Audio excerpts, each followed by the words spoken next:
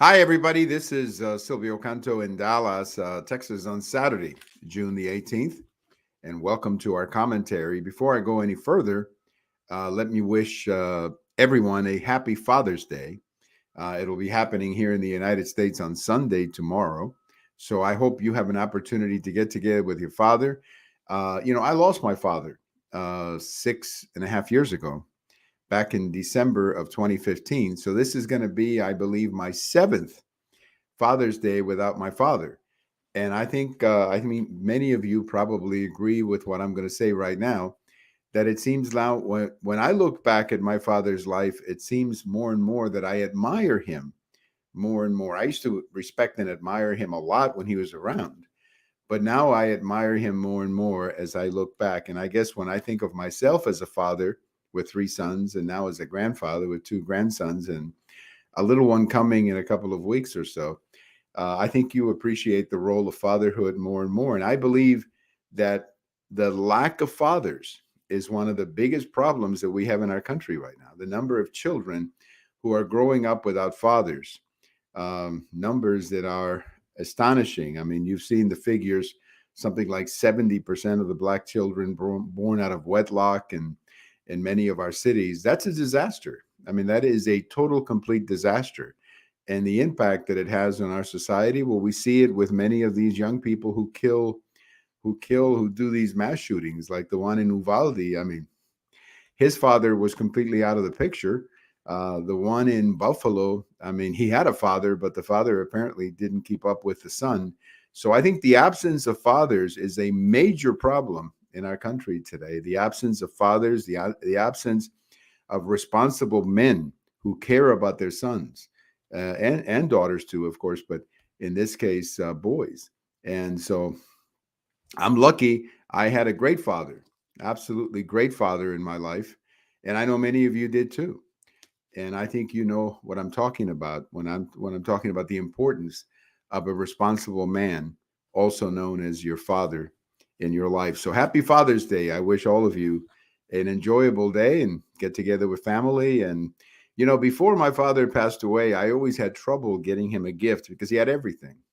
So I would usually end up giving him a musical CD. He used to like classical music. So, I would try to find him a classical music CD that he didn't have because he had so many of them. But I know sometimes it's hard to get your dad a gift, but the one gift you can give him is to go see him and talk to him. And that, of course, is what we need to do on Father's Day. And I don't get to do that anymore with my dad because he's been gone for a few years. But if you're lucky enough to have your father around, hey, make sure you see him and say thanks. Fathers are not perfect. I'm not saying we are, but we're pretty important in the lives of our sons and daughters. So happy Father's Day to all of you. I have a post over coming out Sunday morning talking about Lynn Cheney, Representative Lynn Cheney, who by all accounts is not coming back to the U.S. House. She's not going to be reelected in Wyoming. And I think you have to ask yourself the question, and this is what my post is about. How did this happen to Lynn Cheney? How did Lynn Cheney go from being a Republican with a great future, a conservative Republican with a great future? She's the daughter, of course, of Vice President Cheney, a man who I admire a great deal. I think the Bush Cheney administration did a tremendous job protecting the country against terrorism and many of the threats that we had back then. So Bush Cheney, I thought they did a great job as president, vice president. And I know that Vice President Cheney was a key part of a lot of those national security decisions. So I'm a huge fan of the Cheney family, and I have no idea where Lynn Cheney went wrong because she has completely destroyed her career. Now, some in the left are trying to give her a profile in courage, and I don't honestly, I don't see her as a profile in courage. I see her as a profile in getting infected with Trump derangement syndrome. That's really what I see.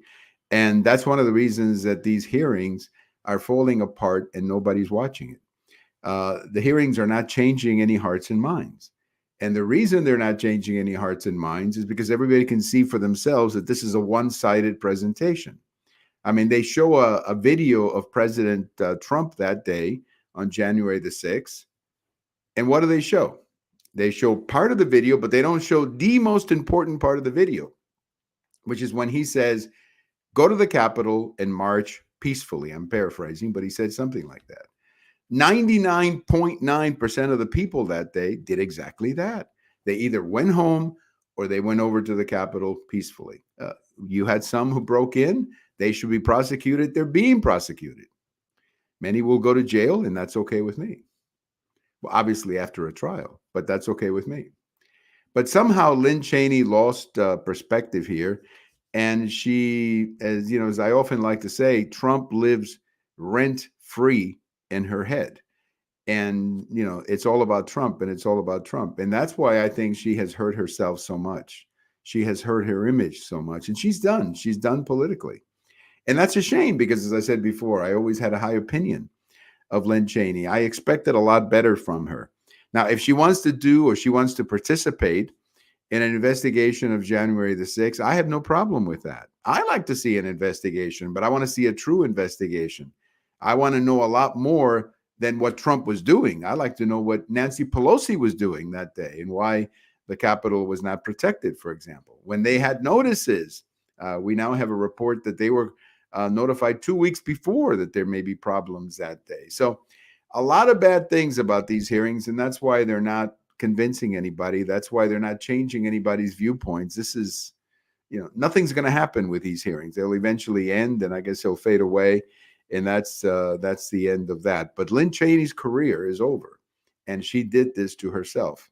Nobody did it to her. She did it to herself by, well, as I say, Trump lives rent-free in her head, and when that happens, you make a lot of stupid decision. You know, when you look around the country right now and you just see the failure of the Biden administration everywhere you look, the lack of message, the lack of presenting a case. Many people say, well, you know, you didn't criticize Reagan during the recession in 1982. That's not true. I mean, I criticized Reagan whenever he had to be criticized. But Ronald Reagan back in 1982 explained to the nation why we were going to go into a recession and then we would have a comeback later, which is exactly what happened. And we went into a recession in 1982 because the Federal Reserve had to stop inflation. And that's why we went into a recession. But Ronald Reagan explained it to the American people everywhere he went. He would explain to the American people what the plan was. We're not getting that from this administration. Every week there's a new plan. Now we're blaming the oil companies.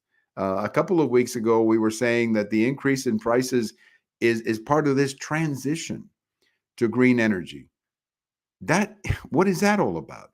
So anyway, just an administration that is failing, and that's all you can say about it. You know, some people in Texas are saying that a lot of Texans, and I think a lot of Americans, and the implication is a lot of Americans, but we're talking about Texans, do not have money to pay their medical bills. And, you know, I sit there and I go, wait a minute, how can that be? I thought we had something called Obamacare, and that Obamacare was supposed to provide, you know, health insurance for people who didn't have a private plan. That was the idea. That's what they told us. And that not only Obamacare provided health care for people who didn't have insurance, but it also provides even subsidized. I mean, you can get plans subsidized through the Obamacare website. But apparently a lot of people in Texas have not known that there's a website, or have not gone to the website, or have not been told that such an option is available. So now we hear about all of these people who don't have health insurance. Well, they can go to the website. I mean, there's no reason right now, because of Obamacare, at least that's what we were told when they passed Obamacare, that none of this would be happening, that people would not be left alone with medical bills and without the ability to pay for their health care. That's what we were told, but apparently that's not working. Very interesting video. You may want to catch this video if you go to hotair.com. They have a copy of this video. Van Jones, who is a contributor over at CNN, was jumping all over the Democratic Party in the last couple of days with this arrogance, what he called arrogance, to blacks and Hispanics, and simply saying these people are out of touch. You should watch that. You should watch that. It's really interesting. It's over at hotair.com. Van Jones interview over at CNN.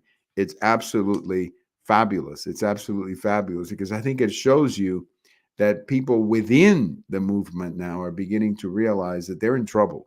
They're in trouble, and they're not going to fix themselves anytime soon because they've created this identity politics world where everything is your skin color, your gender. There's not even your gender. I guess there's like 50 genders now, from what I understand from these people. You're no longer male and female. That's what I used to think. Now it's I mean, there's like all kinds of genders.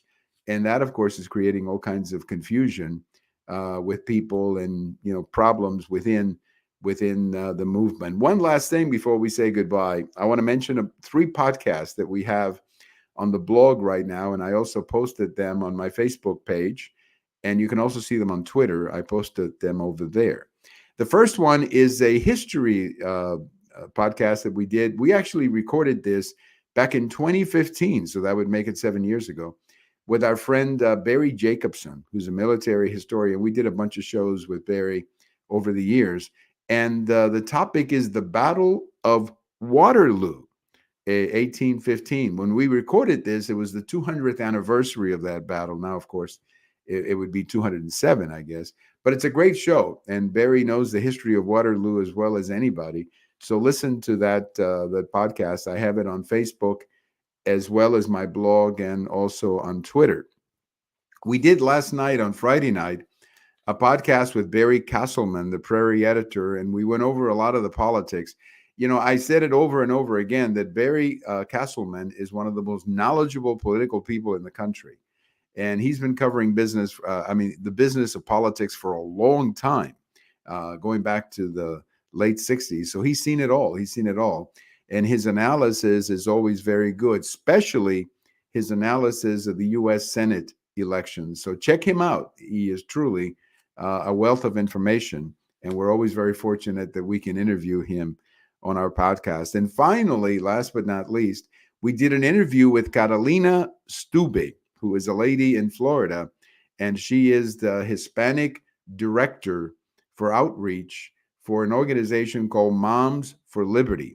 And this is an organization fighting school boards and fighting for our children in school. And I'm so happy to see that the Hispanic mothers are joining this fantastic cause of fighting for our kids in schools. It's really an amazing movement. And Catalina is a wonderful, wonderful spokeswoman for her side. And I think you'll enjoy that interview a great deal. So 3 interviews, the one about Waterloo, the one with Barry Castleman regarding the politics of the day, and the one with Catalina Stube regarding Moms for Liberty. I think you're going to enjoy all 3 of them a great deal. And you got maybe a little homework. I'm giving you a little homework for the weekend. And not for Sunday. I want you to spend Sunday with your family, and I want you to spend Sunday thinking about your father. But if you have a little chance Saturday afternoon, I mean, here in Texas, we're fighting 100-degree temperatures or something like that, and it's pretty tough to be outside. So if you're inside, hey, maybe catch one of these podcasts on Saturday. Happy Father's Day. Enjoy your day a great deal. Thank you for listening to our commentary, and we'll talk to you later. Bye-bye, everybody.